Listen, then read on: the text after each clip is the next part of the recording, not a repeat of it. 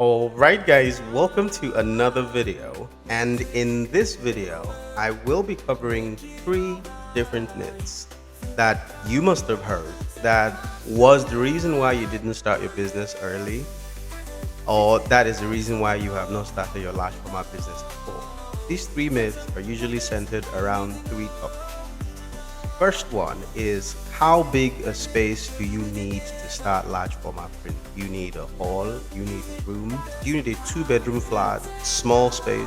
Those things are usually common topics when you're about to start your large format print.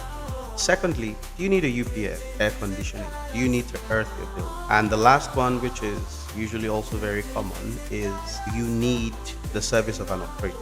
Must you take an operator to handle your large format business in those very first days when you start? You can tell us your experience in the comment section below so that others can learn from your own experience. What is your workstation like? Does it have all the things I just listed, or you're making by with only this or only that? Please feel free to make your comments in the comment section below. All right, let's get started. One, how big a space do you need? We're going to start this way. All the things you're going to have to do with large format business has to do with one major thing, and that is your budget. How much do you really want to spend? I'm a Nigerian, so I'm going to be speaking from my Nigerian context. In 2018, if you had 5 million naira, that is the adequate amount of money you needed to start with a 6 feet machine and one plotter, right? But in 2024, because of the inflation, the dollar is about 1,600 as of today. It could fall tomorrow, it could go higher. And the current cost for a large format printer is around 3 million, that's 3,300,000. So clearly speaking, if you had 5 million naira in 2024, you only might be able to buy just your large format printer. Again, in 2018, a plotter costs less than 200,000 naira. I'm talking about a 4-foot plotter, that is a plotter that is 52 inches wide. In 2024, your plotter is around 800,000, 1 million naira. So if you have 5 million naira as your budget, you clearly cannot do those two together. And I'll tell you why.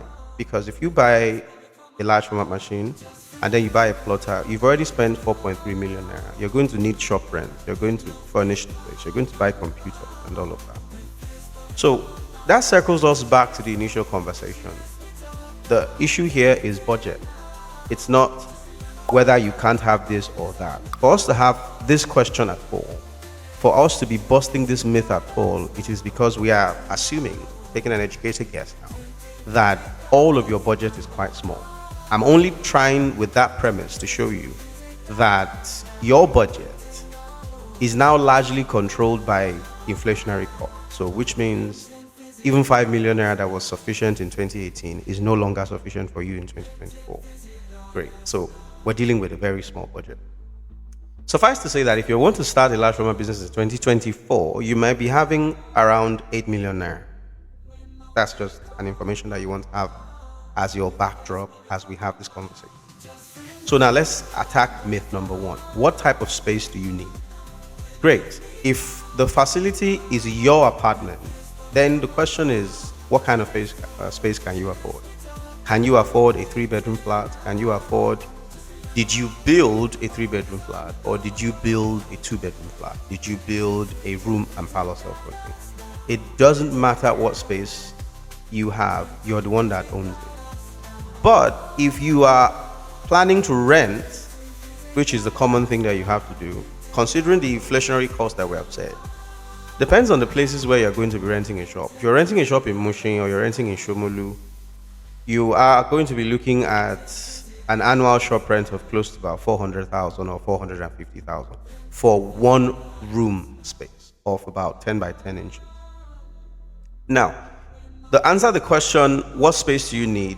Well, number one, your large format machine, even though we say it prints 6 feet, it actually is 10 feet across when you put into consideration the printer head side and the other side where you have like a compartment, right? So all of that already tells you that you don't need a space that is less than 12 by 12 feet. So if you can get a shop space of about 12 by 12 foot, you are practically fine. Do you need a 3-bedroom flat? The question is, can you afford it? If you can afford a 3-bedroom flat, why not go ahead? But when it comes to the physical space that your large format will be requiring, you don't need more than a 12 by 12 foot.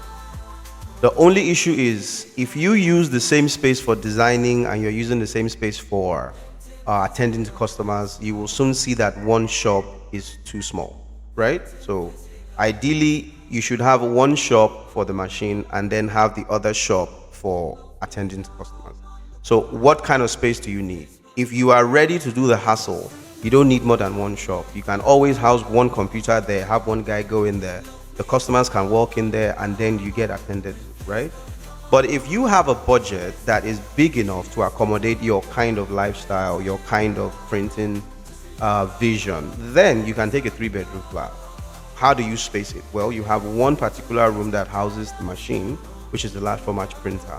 I would always advise that you have a plotter close by. But if you don't have the plotter close by, you can keep the plotter some other place, maybe inside another office.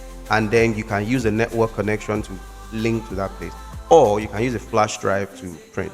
If you use a Yingay plotter, for instance, like the YH1200 series, you should be able to copy and then use a flash drive to work. If you're using any other model of plotter, I assume the manufacturer should also have a functionality for a USB connection where you can be able to plug. But I will speak because I'm an agent of Yingay, so I would usually always have a preference for Yingay no matter what. Now, so what kind of space do you need? One room of 12 by 12 is just about enough. Let's go to myth number 2. Do you need an air condition? Do you need a UPS, earthing? Do you need a stabilizer? Let's take away the stabilizer for instance. The stabilizer really helps you to stabilize your electric flow. So if you have a stable electricity or if your electricity is coming from a generator, the question of a stabilizer is not necessary. You don't need a stabilizer to do that, right? Now, once that is out of the way, the next question is, do you need a UPS? Well, this is the advice my Chinese colleague gave me the very first time we met. He says, if you don't have a UPS, you're going to be burning your board very frequently. So, and this, of course, applies to countries where there's no electric power, like Nigeria or a tiny, fraction of some African countries that don't have stable electric power. So, if you don't have stable electric power, you must have a UPS so that it can back up electric flow. So that if they take the light, before you switch your generator, you can always have that UPS running for you. Why? Because you are saving the board. The carriage board is a very fragile thing. And for most people who have, had a conversation with me, I've always stressed the fact that what makes the Chinese machines cheaper is the electronic boards that they use. Not the metal, not every other thing that is like casement for the body, no. Mostly what makes that machine cheap is the electronic component. So something has to give. And those electronic components are susceptible to damage when you expose them to high electric current at the same time. So your UPS will back up for that. Your board should not be going off and on very frequently. It's not good. It's better you turn that machine off than the machine goes, frequently off. If you know you cannot afford a UPS, then I would suggest you only print on a new generator. Why am I emphasizing a new generator? Because if you have a new generator, you at least are sure that the electric current is stable. But once Nigerian technicians have worked on it, the chances that the electric current will be unstable is pretty high. So, and I don't want you to run the risk of burning your electronic board because you don't want to spend that 150k on top of that light, right? You don't think that's quite. I don't think it's quite. The next one is, do you need an earthing? Well, the science of earthing is already established. Earthing helps power surge from thunderstorms, from overvoltage, to not go directly into your appliance. So, and the earthing's quite cheap. Before you spend 40,000 naira or what is less than $25, you should be able to have earthing in your facility. Should you get earthing? Yes, you should get earthing. Get earthing. But is earthing going to directly affect your machine? There is no one who can prove that. I'll give you an example. I've run 3 offices at the same time, one unearthing, the other not unearthing, and none of the machines spoiled, right? So, and then my current office, which is another office that I also run, we don't even have any earthing there. But what we noticed though is that when you touch the body of the machine, you get, electric shocks. So, is earthing going to damage your machine? Maybe not exactly, right? So you can take the liberty. But why not get earthing, right? Earthing is quite cheap. Like I said, it's about 40,000 naira, 50,000 naira max. And it's even something you can make. Just Google it or go on YouTube how to do earthing for your building. If you're tech savvy, if you're quite audacious, you should be able to do earthing, right? So it's not a big deal. Try to get earthing for your machine.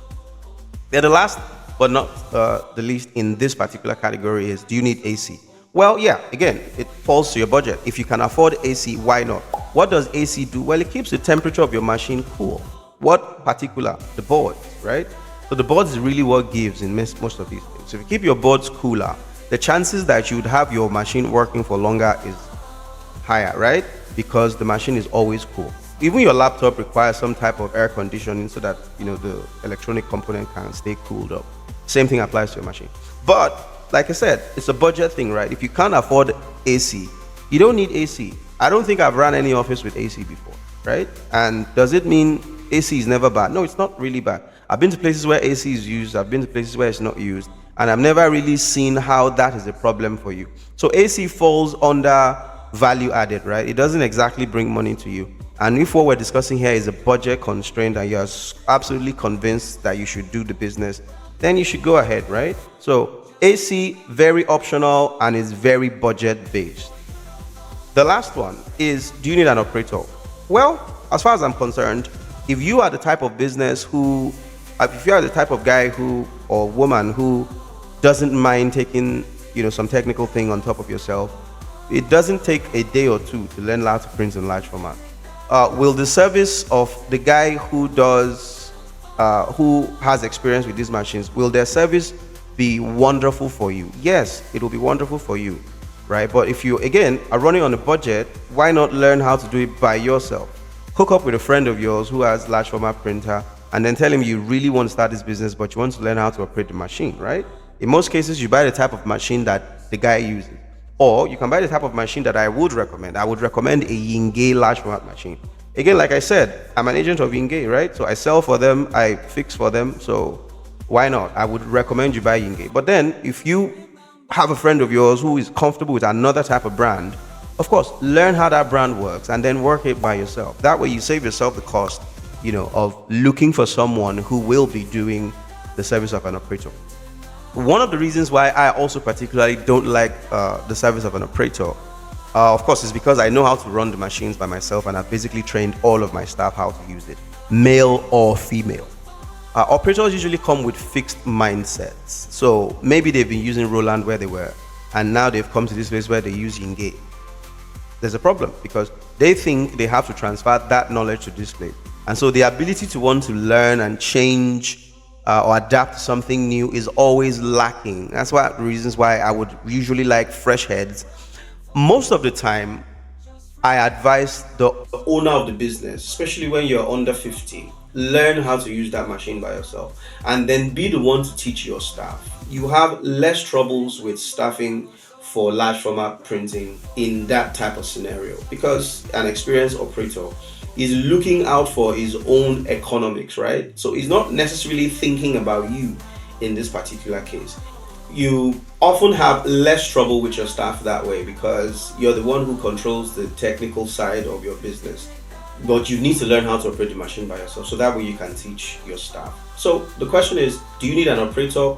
I don't think so. You really don't need an operator to start a large format machine. You can always learn it, and then when your business grows, you now have contracts outside. You then have to go there, so you need someone to stay back at the shop and then do the printing for you. So, and I hope this has really helped you. One thing I really always like to do is to demystify the concept of large format printing and make it accessible to everybody. It doesn't mean I advise everybody to start large format printing. In subsequent videos, I'll cover a lot more about the economic side of large format printing. So you ask the question, should I own a large format machine, or should I just basically outsource the printing somewhere else? But till then, I hope this video has helped you. If it has, I want you to hit the subscribe button, hit the like button, turn on the notification bell.